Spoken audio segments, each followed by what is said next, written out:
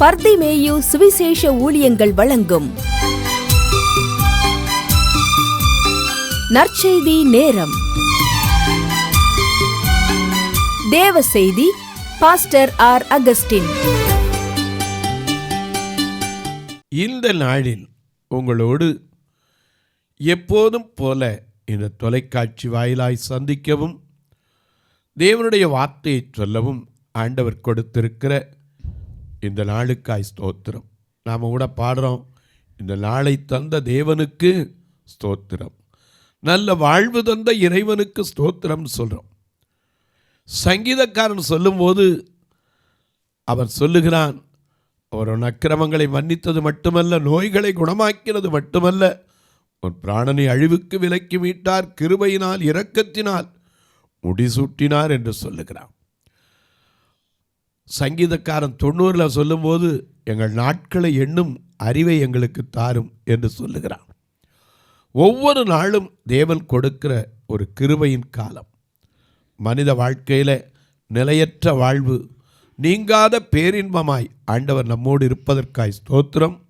இந்த நாளில் உங்களோடு ஒரு காரியத்தை பேச வேண்டும் என்று என் மனதில் கொடுத்ததை உங்களோடு வைக்கப் போகிறேன். நீங்கள் எப்போதும் நான் உங்களுக்கு சொல்லுவது உண்டு, அடிக்கடி கூட சிலர் சொல்கிறீங்க, நாங்கள் இப்போ மறக்கிறதே இல்லையா. என்னன்னு கேட்பேன், பைபிளை கட்டாயம் அந்த ப்ரோக்ராம் சத்தம் கேட்டாலே சரி, மியூசிக் சத்தம் கேட்டுட்டாலே பைபிளை கையில் எடுத்து வச்சுருவோம் அப்படிங்கிறீங்க. ஆண்டவர் ஸ்தோத்திரம். ஏன்னா அந்த நாட்களில் எல்லாம் செல்ஃபோன்லேயும் அதிகமாய் பைபிளை வைத்திருக்கிற காலத்தில் நீங்கள் வேதாகமத்தை எடுத்து வாசிப்பது எத்தனை பெரிய ஆசீர்வாதம். என வேதம் சொல்லுது, நீ என்னை மறந்தால் நான் உன்னை மறந்து விடுவேன் என்று ஆண்டவர் எழுதி வைத்திருக்கிறார் ஓசியாவில். நீ என் வேதத்தை மறந்தால் நான் உன் பிள்ளைகளை மறந்து விடுவேன் என்று சொல்லியிருக்கிறார். அதனால் நீங்கள் உங்கள் வேதாகமத்தை எங்கே இருந்தாலும் தயவு செய்து இந்த நிகழ்ச்சியை பார்க்கும்போது, இன்றைக்கி தான் புதுசாக பார்க்குறீங்கன்னா இன்றைக்கி மறந்துருந்தால் பரவாயில்ல, இனி வரும் நாட்களில் எடுத்துக்கொள்ளுங்க. உடைய வேதத்தை கையில் எடுத்து எபிரேயருக்கு எழுதின நிருபத்திலே 11ஆம் அதிகாரத்திலே 5வது வசனத்தை மறுபடியும் சொல்கிறேன். எபிரேயருக்கு எழுதின நிருபம் 11ஆம் அதிகாரம் 5வது 6வது வசனத்தை, இந்த 2 வசனத்தை எல்லாரும் தேடி கையில் எடுப்பீங்களா? அப்படி எல்லாரும் எடுக்கிற வரைக்கும் அல்லேலூயா. எண்ணில் அடங்கா ஸ்தோத்திரம் தேவா என்றென்றும் நான் பாடுவேன். எண்ணில் அடங்கா ஸ்தோத்திரம் தேவா என்றென்றும் நான் பாடுவேன். இந்நாள் வரை என் வாழ்விலே, இந்நாள் வரை என் வாழ்விலே நீ செய்த நன்மைக்கே, இந்நாள் வரை என் வாழ்விலே, இந்நாள் வரை என் வாழ்விலே நீ செய்த நன்மைக்கே, எண்ணடங்கா ஸ்தோத்திரம் தேவா என்றென்றும் நான் பாடுவேன்.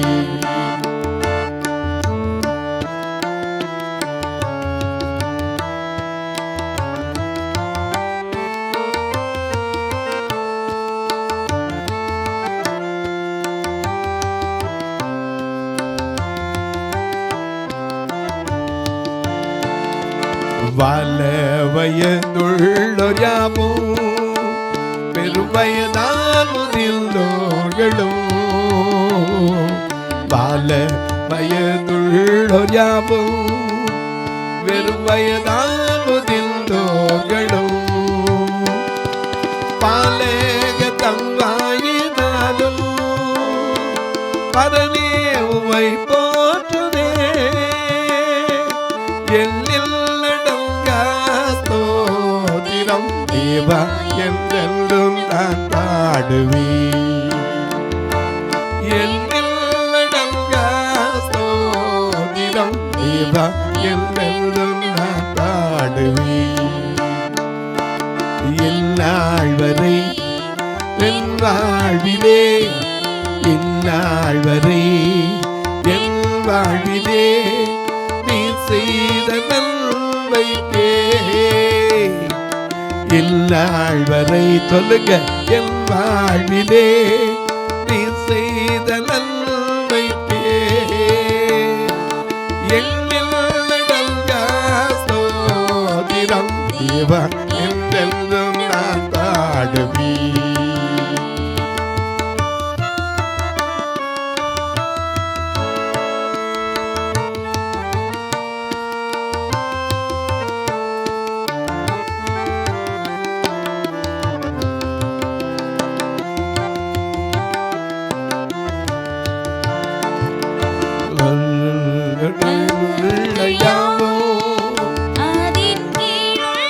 ஆகாயமோ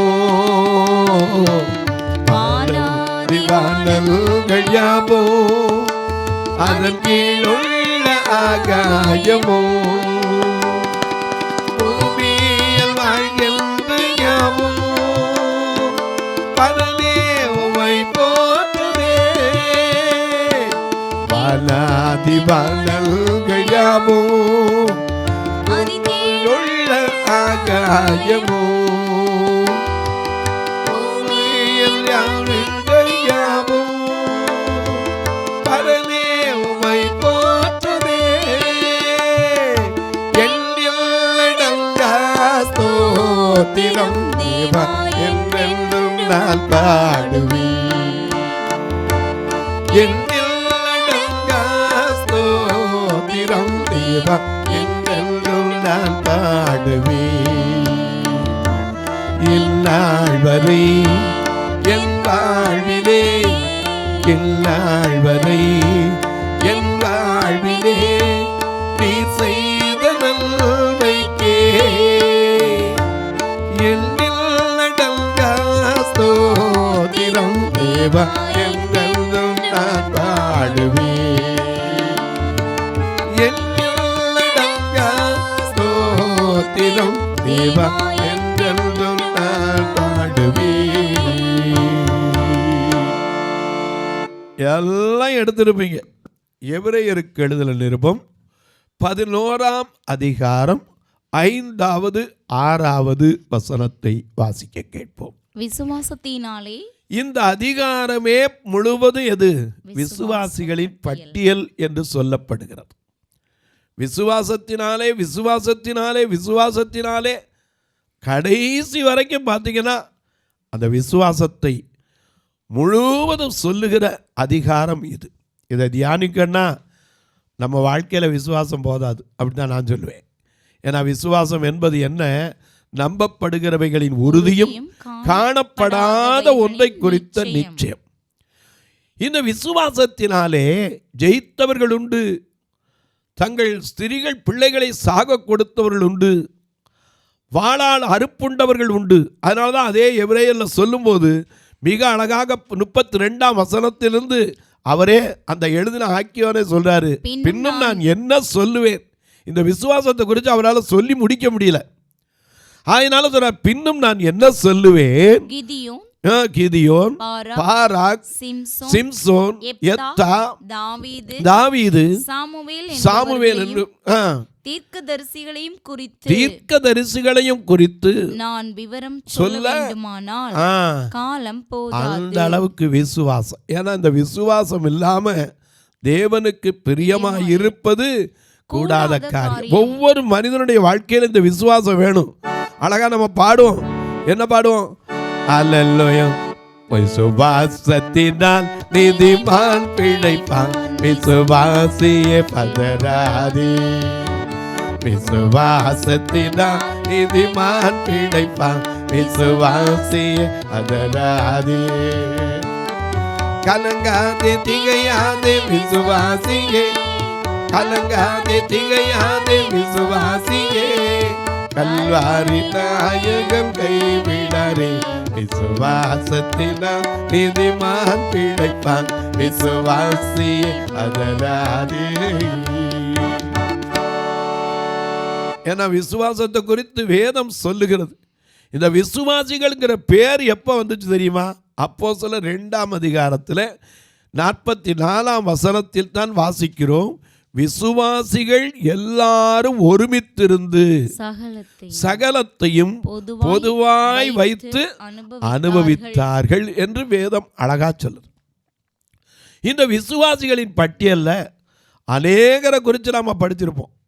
விசுவாசத்தினாலே சாராள், விசுவாசத்தினாலே நோவா, விசுவாசத்தினாலே ஆபிரகாம், விசுவாசத்தினாலே என்று ஒரு பெரிய பட்டியலே இங்கே கொடுக்கப்பட்டிருக்கிறது. அதில் எல்லாத்தையும் நம்ம தியானிக்க முடியாது, ஏன்னா அதுக்கு காலம் போதாதுன்னு அவரே சொல்லிட்டார், நம்ம சொல்ல வேண்டியதில்லை. அதனால் ஒரு மனிதனை குறித்து, ஒரு குறிப்பிட்ட மனிதனை குறித்து நாம் தியானிக்க போகிறோம். இவரை குறித்து வேதத்தில் அதிகமாக இல்லை, ஏதோ சில இடங்களில் மட்டும்தான் இருக்கிறது. அதனால் இதை குறித்து அநேகர் பிரசங்கிப்பது ரொம்ப கிடையாது. ஆனால் இங்கே பார்க்கிறோம், விசுவாசத்தினாலே 11ஆம் அதிகாரம் 5ஆம் வசனத்தை பாருங்க. விசுவாசத்தினாலே ஏனோக்கு மரணத்தை காணாதபடிக்கு எடுத்துக்கொள்ளப்பட்டான். தேவன் அவனை எடுத்துக்கொண்டபடியினாலே அவன் காணப்படாமல் போனான். அவன் தேவனுக்கு பிரியமானவன் என்று அவன் எடுத்துக்கொள்ளப்படுவதற்கு முன்னமே சாட்சி பெற்றான். விசுவாசம் இல்லாமல் தேவனுக்கு பிரியமாயிருப்பது கூடாத காரியம். ஏனென்றால் தேவனிடத்தில் சேருகிறவன் அவர் உண்டு என்றும் அவை தம்மை தேடுகிறவர்களுக்கு அளிக்கிறவர் என்றும் விசுவாசிக்க வேண்டும். இன்னைக்கு நம்மளும் அப்படித்தான் நம்பித்தான் இன்னைக்கு தொலைக்காட்சி முன்னாடி உட்கார்ந்துருக்கோம். ஏன்னா அவரே சொல்லிட்டு போயிருக்காரு. என்ன சொல்லியிருக்காரு? கூப்பிடும் யாவருக்கும் ஐயா அருகில் இருப்பவரே, கூப்பிடும் யாவருக்கும் ஐயா அருகில் இருப்பவரே, உண்மையாய் கூப்பிடும் குரல் தன்னை கேட்டு விடுதலை தருபவரே, உண்மையாய் கூப்பிடும் குரல் தன்னை கேட்டு விடுதலை தருபவரே, இயேசு ராஜா ஸ்தோத்திரம், இயேசு ராஜா ஸ்தோத்திரம், ஸ்தோத்திரமே ஸ்தோத்திரமே உயிருள்ள நாளெல்லாமே ஐயா, ஸ்தோத்திரமே ஸ்தோத்திரமே உயிருள்ள நாளெல்லாமே ஐயா, உயிருள்ள நாளெல்லாமே ஐயா, உயிருள்ள நாளெல்லாமே. கூப்பிடும் யாவருக்கும் பதில் கொடுக்கிறாருங்கிறத விசுவாசிக்கணும். தேவன் தம்மிடத்தில் சேருகிறவர்களுக்கு அல்லது அவரை தேடுகிறவர்களுக்கு என்ன செய்கிறாரா? பலனளிக்கிறார். அவர் உண்டு, தம்மை தேடுகிறவர்களுக்கு பலனளிக்கிறார் என்பதை விசுவாசிக்க வேண்டும். இந்த ஏனோக்கு குறித்து தான் இன்னைக்கு நாம படிக்க போறோம். இந்த ஏனோக்கில் வேதத்தில் 2 பேர் இருக்கிறாங்க. எப்படின்னு கேட்பீங்க, நாங்கள்லாம் ஒரு ஏனோக்கு தனியாக தெரிஞ்சிருக்கோம் அப்படின்னு சொல்லுவீங்க. இந்த ஏனோக்கு 2 ஏனோக்கு உண்டு. அது மட்டுமல்ல, இதனுடைய வாழ்நாள் காலம் எவ்வளவு? 365 வருஷம் மட்டுமே. 65 வருஷம் சாதாரணமாக வாழ்ந்தவன். அதன் பிறகுதான் அவனுடைய வாழ்க்கையில் ஒரு பிள்ளையும் கர்த்தர் கொடுத்தார். அதற்கு பின்னாடி அவன் 300 வருஷம் வாழ்ந்து தேவனோடு சஞ்சரித்து கொண்டிருந்தான். சஞ்சரித்து கொண்டிருக்கையில் அவன் எடுத்துக்கொள்ளப்பட்டான். தேவன் அவனை எடுத்துக்கொண்டபடியினாலே அவன் காணப்படாமல் போறான். மரணத்தையே பார்க்கல. இந்த வேதத்தில் 2 பேர் தான் எடுத்துக்கொள்ளப்பட்டவங்க. ஒன்று யாரு? எலியா. எப்போ எடுத்துக்கொள்ளப்பட்டாரு? எலியாவும் எலிசாவும் நடந்து போய்கிட்டு இருக்கும்போது 2 ராஜாக்களின் புஸ்தகத்திலே 2ஆம் அதிகாரத்திலே நாம் வாசிக்கும் போது 9-10 வசனத்திலே இப்படி வாசிக்கிறோம். அவர்கள் அக்கறைப்பட்ட பின்பு, ஏன்னா 2 பேரும் ஒவ்வொரு இடமா வராங்க. பெத்தேலுக்கு வராங்க, கில்காலுக்கு வராங்க, அதை தாண்டி எங்க வராங்க? யோர்தானுக்கு வருகிறாங்க.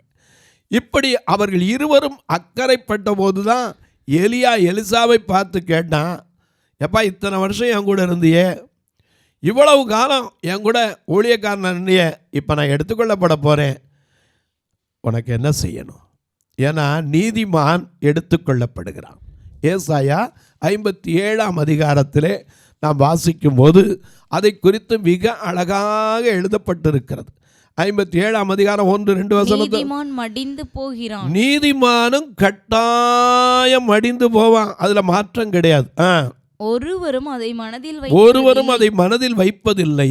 புத்திமான்கள் எடுத்துக்கொள்ளப்படுகிறார்கள். ஆனாலும் தீங்கு வராததற்கு முன்னே நீதிமான் எடுத்துக்கொள்ளப்படுகிறான் என்பதை சிந்திப்பார் இல்லை. நேர்மையாய் நடந்தவர்கள் சமாதானத்துக்குள் பிரவேசித்து தங்கள் படுக்கையிலே இளைப்பார். இதை கல்லறையில் எழுதி வச்சிருப்பாங்க, பார்த்திருப்பீங்க.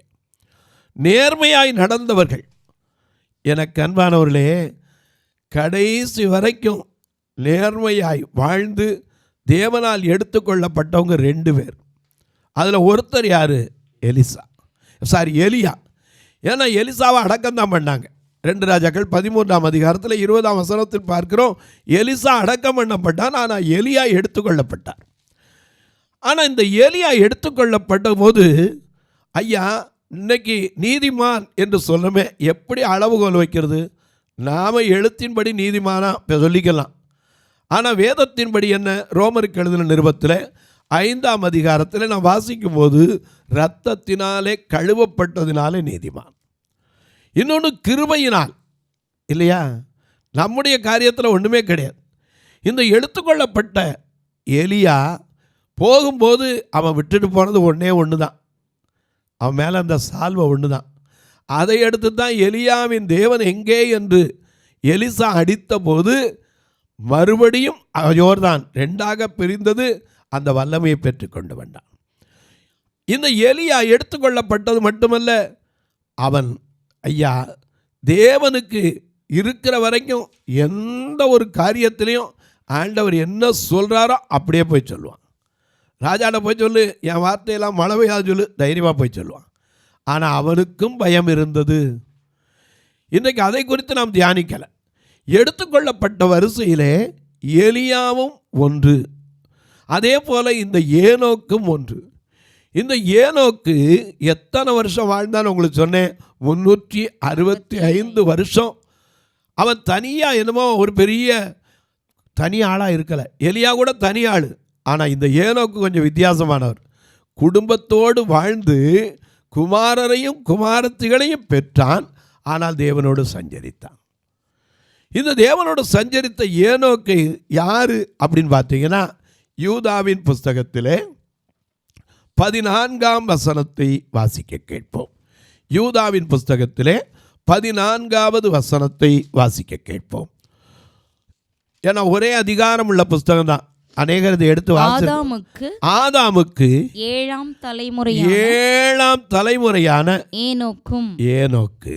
ஏன்னா எத்தனாவது தலைமுறை? ஆதாம் தான் முதல் மனிதன். இந்த உலகத்தில் ஆதி மனிதன் அவன் தான். எனக்கு அன்பானுடைய அவனுக்கு அடுத்து வந்த சந்ததிகள் ஏராளம். அதில் 7ஆவது தலைமுறையாக இந்த ஏனோக்கு தேவனால் கொடுக்கப்பட்டான். அது மட்டுமல்ல, இந்த ஏனோக்கை குறித்து இன்னும் வாசிக்கிறோம். அடுத்த வசனத்தையும் சேர்த்து இப்போ 14 திருப்பி வாசிங்க. ஆதாமுக்கு 7ஆம் தலைமுறையான ஏனோக்கு இவர்களை குறித்து இதோ எல்லாருக்கும் நியாய தீர்ப்பு கொடுக்கிறதற்கும் அவர்களில் அவபக்தி உள்ளவர்கள் யாவரும் அவபக்தியாய் செய்து வந்த சகல அவபக்தியான கிரியைகளின் நிமித்தமும் தமக்கு விரோதமாய் அவபக்தியுள்ள பாவிகள் பேசின கடினமான வார்த்தைகளின் நிமித்தமும் அவர்களை கண்டிக்கிறதற்கும் ஆயிரமாயிரமான தமது பரிசுத்தவான்களோடும் கூட கர்த்தர் வருகிறார் என்று முன்னறிவித்தான். இவன் அந்த வருகை குறித்து சொன்னான். நியாய தீர்ப்பின் நாள் நெருங்குதே, நேசர் வரும் காலமாகுதே. மாயலோகி நம்பி வாழ்ந்திடும் மானிடரை மீட்க மாட்டினோ. இந்த மாயலோகி நம்பி வாழ்ந்திடோ மானிடரை மீட்க மாட்டினோ. தேவனே நீர் பெரியவர், தேவனே நீர் பரிசுத்த, தேவனே நீர் நல்லவர், தேவனே நீர் நல்லவர். நொந்துருகி வந்த மக்களில் நேச ஆவி பேச செய்யுமே. நொந்துருகி வந்த மக்களில் நேச ஆவி பேச செய்யுமே. ஏனோக்கு 7ஆம் தலைமுறை மட்டுமல்ல, தேவனுடைய நியாய தீர்ப்பை குறித்தும் பறைசாற்றினவர். எனக்கு அன்பானவர்களே, இந்த ஏனோக்கு தான் தேவனோடு சஞ்சரித்து கொண்டிருக்கும் போது அவன் காணப்படாமல் போனான். அது மட்டுமல்ல, தேவன் அவனை எடுத்துக்கொள்ளுகிறதற்கு முன்னமே அவன் சாட்சி பெற்றான். இன்னைக்கு உலகத்தில் சாட்சின்னு சொல்கிறோமே, தேவன் சிலரை குறித்து இந்த வேதத்தில் சாட்சியும் கொடுத்திருக்கிறார். மோசையை பார்த்து சொன்னார், என்ன சொன்னார்?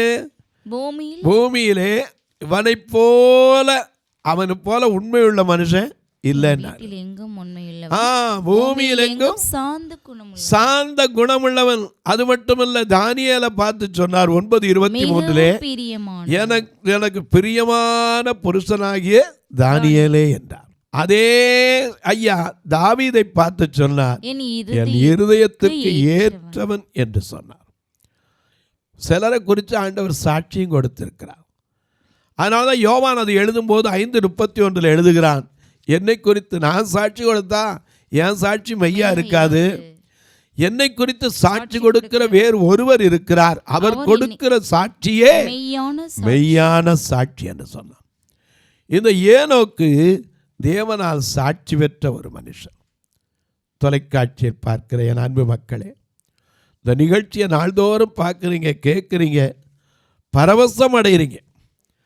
ஆனால் ஒரு வார்த்தை ஜெபம் பண்ணுறீங்களா?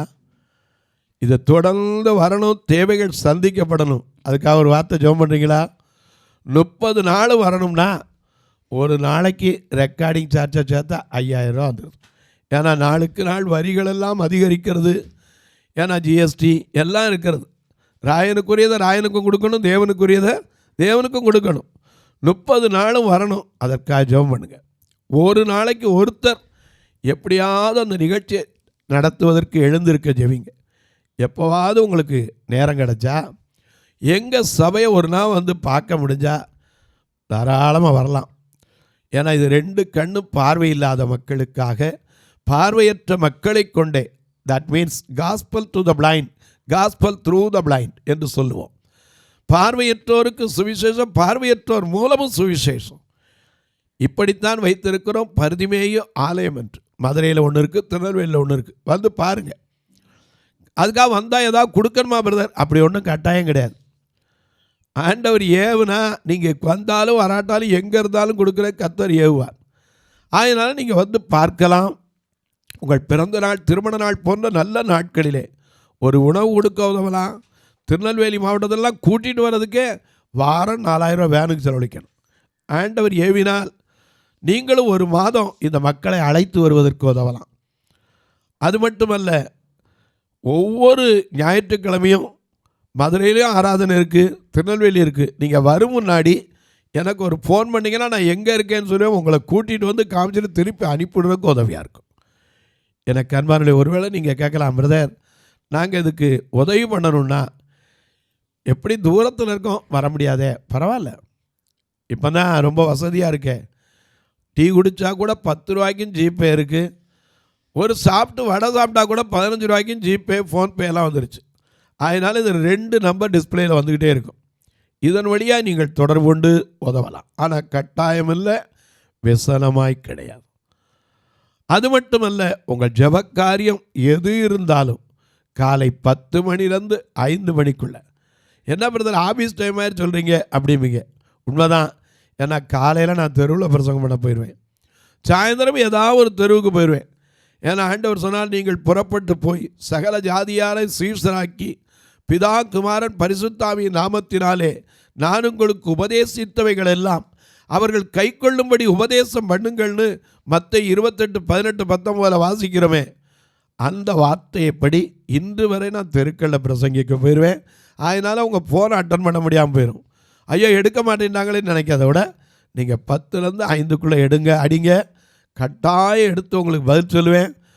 ரெக்கார்டிங்கில் இருந்தால், ஆராதனையில் இருந்தால் ஒழிய மற்ற நாளில் கண்டிப்பாக உங்களுக்கு பதில் சொல்லுவேன். இப்போவும் உங்களுக்கு ஜெபிக்கட்டுமா? நீங்களும் ஒருமனப்பட்ட ஆவியோடு ஜெபிப்பீங்களா? நல்ல பிதாவே, நன்றியோடு துதிக்கிறோம் சுவாமி. விசுவாசத்தினாலே ஏனோக்கு எங்கள் இடத்துல அந்த பேர் போடுறதுக்கு நாங்கள் தகுதி பெற்றுட்டோமா? எங்களுக்குள்ள அந்த விசுவாசம் வந்துருச்சா? விசுவாசம் விசுவாசம் என்று சொல்லுகிறோமே, சுவாசம் உள்ள வரைக்கும் இந்த விசுவாசம் போகவே கூடாது. நீ விசுவாசித்தால் தேவனுடைய மகிமையை காண்பாய் என்று சொல்லியிருக்கிறீரே. யார் யார் எந்தெந்த நிலையிலிருந்து உம்மை விசுவாசிக்கிறார்களோ, வியாதிப்படுக்கையில் இருக்கலாம், ஒருவேளை ஐயா கடன் பாரத்தினால கண்ணீர் வடித்து கிடக்கலாம், ஒருவேளை கணவன் மனைவி பிரிந்திருக்கலாம், ஒருவேளை ஐயா திருமணமாகியும் கூட நல்ல வாழ்க்கை இல்லாமல் ஏமாற்றப்பட்டு கண்ணீர் வடித்து கொண்டிருக்கலாம், பல ஆண்டுகளாக குழந்தை பாக்கியம் இல்லாமல் கண்ணீர் வடிக்கலாம், சில வேளைகளில் இருந்த வேலையில் கூட ஐயோ வேலை இல்லையே, இன்னும் நான் எப்படி வாழப்போறேன்னு கண்ணீர் வடித்து கொண்டிருக்கலாம். ஒவ்வொருவருடைய கண்ணீருக்கும் கணக்கு வைத்திருக்கிறார். உன் கண்ணீரை கண்டேன், உன் விண்ணப்பத்தை கேட்டேன் என்று சொன்னவர் நிச்சயமாக உங்கள் கண்ணீரை காண்கிறவராய், கதறுதலை கேட்கிறவராய், வேதனைகளை அறிகிறவராய், விடுதலை தருகிறவராய் செயல்படட்டும். இந்த ஊழியத்தை தாங்குகிற, ஜெபிக்கிற, கொடுக்கிற எல்லா மக்களையும் ஆசீர்வதிப்பீரா. வானத்திற்கும் பூமிக்கும் சகல அதிகாரம் கொண்ட இயேசு கிறிஸ்துவின் ஈடு இணையற்ற வல்லமையுள்ள நாமத்தில் ஜெபிக்கிறேன் நல்ல பிதாவே, ஆமென். சபை ஆராதனை ஞாயிறு காலை 10 மணி முதல் 12 மணி வரை. இடம் பர்திமேயு சுவிசேஷ ஆலயம், அன்னை சத்யா நகர், இளமனூர் அஞ்சல், சக்கிமங்கலம் வழி, மதுரை மாவட்டம். பின்கோட் 625201 மற்றும் பர்திமேயு சுவிசேஷ ஜெப வீடு, flat number 107, Eden garden, Muthur, Tirunelveli. Pin code 627011. சிறப்பு உபவாச கூட்டம் ஒவ்வொரு மாதமும் 2வது சனிக்கிழமை காலை 10 மணி முதல் 1 மணி வரை நாகர்கோவில் YMCA ஹாலில் வைத்து நடைபெறுகிறது. மற்றும் ஒவ்வொரு மாதமும் 4வது சனிக்கிழமை காலை 10 மணி முதல் 1 மணி வரை திருநெல்வேலி புதிய பேருந்து நிலையம் அருகில் உள்ள கிரேஸ் ஹாலில் வைத்து நடைபெறுகிறது. எங்கள் எல்லா ஆராதனைகளிலும் கலந்து கொண்டு தேவனை மகிமைப்படுத்த அன்பாய் அழைக்கிறோம். உங்கள் உதாரத்துவமான காணிக்கைகளினால் இவ்வூழியத்தை தாங்க விரும்பினால் R Augustine, account number 5021364331, IFSC code IDIB 000B066, Indian bank, BP Kulam, Madurai. GPay number 9842181917, BGM ministries மற்றும் 9442559772, பிளைண்ட் மினிஸ்ட்ரீஸ் அகஸ்டின். உங்கள் தொடர்புக்கு பாஸ்டர் ஆர் அகஸ்டின், பர்திமேயு சுவிசேஷ ஊழியங்கள், நாகமலை, புதுக்கோட்டை, மதுரை 625019. தொலைபேசி எண்கள் 9842181917 மற்றும் 9442559772. கர்த்தர் தாமே உங்களை ஆசீர்வதிப்பாராக.